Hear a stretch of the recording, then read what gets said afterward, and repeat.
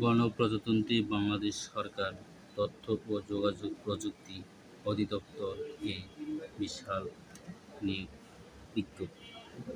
তো এখানে অফিস সহায়ক পদে 497 জন। আবেদনের ক্ষেত্রে শিক্ষার্থীর বয়স 18 থেকে 32-এর মধ্যে হতে হবে। দেন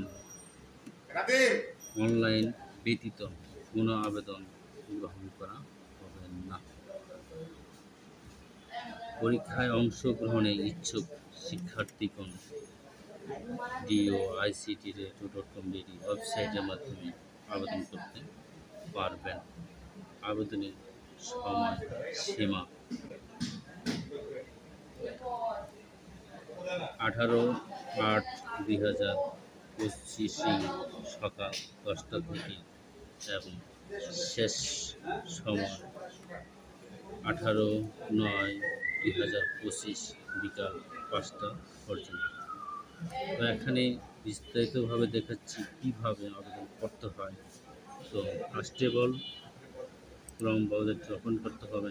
ক্লিক অন অ্যাড্রেস, সার্চ বারে টাইপ করতে হবে, দেন এন্টারে প্রেস করতে হবে। দেন এখানে click here to apply online এই অপশনে ক্লিক করতে হবে। দেন এখানে অফিস সাপোর্ট স্টাফ অপশনটি সিলেক্ট করার পর নেক্সট অপশনে ক্লিক করতে হবে।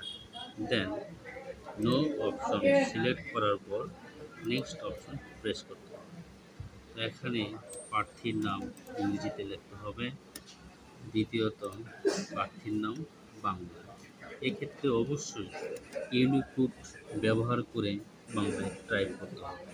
একইভাবে পিতার নাম, মাতার নাম, জন্ম তারিখ, ন্যাশনালিটি, ধর্ম, জেন্ডার, ন্যাশনাল আইডি কার্ড, বৈবাহিক অবস্থা, মোবাইল নম্বর, ইমেল আইডি, উঠা, জব স্ট্যাটাস ইত্যাদি, বর্তমান ঠিকানা ও স্থায়ী ঠিকানা, শিক্ষাগত যোগ্যতা, এগুলি সঠিকভাবে সমস্ত তথ্য দেওয়ার পর এখানে do you have related work experience এই অপশনে ক্লিক করতে হবে। দেন ইয়েস, এরপর অর্গানাইজেশন নেম এটি অবশ্যই পূরণ করতে হবে। দেন এখান থেকে এন্টার দি ভেরিফিকেশন কোড, এটি অত্যন্ত সতর্কতার সহিত এখানে বক্সের ভিতর টাইপ করতে হবে। দেন আই ডিক্লেয়ার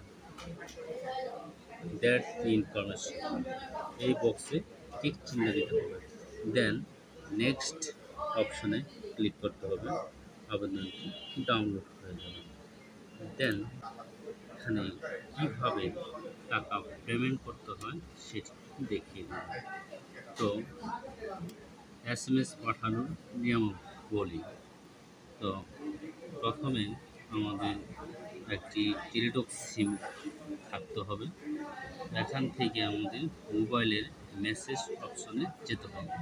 সেখান থেকে প্রথমে DOICT space user ID, then send অপশনে 16322 টাইপ করার পর সেন্ড করতে হবে। দেন এখান থেকে আপনার নাম, পদবি, টাকার পরিমাণ, পিন নম্বর সহ বিস্তারিত দেখাবে। আপনি রাজি থাকার পর ওই পিন নম্বরটি একটি সাদা কাগজে লিখে নেবেন। দেন নেক্সট অপশনে মেসেজ অপশনে গিয়ে DOICT স্পেস ইয়েস, দেন পিন নম্বর, দেন সেট অপশনে গিয়ে আপনাকে 16322 অপশনে সেন্ড করতে হবে। এরপরে যে আপনি ইউজার আইডি পাসওয়ার্ড পাবেন এটি অত্যন্ত যত্ন সহকারে সংরক্ষণ রাখবেন। কারণ এটির পরবর্তী সময় অ্যাডমিট কার্ড ডাউনলোড করার সময় অবশ্যই প্রয়োজন হবে।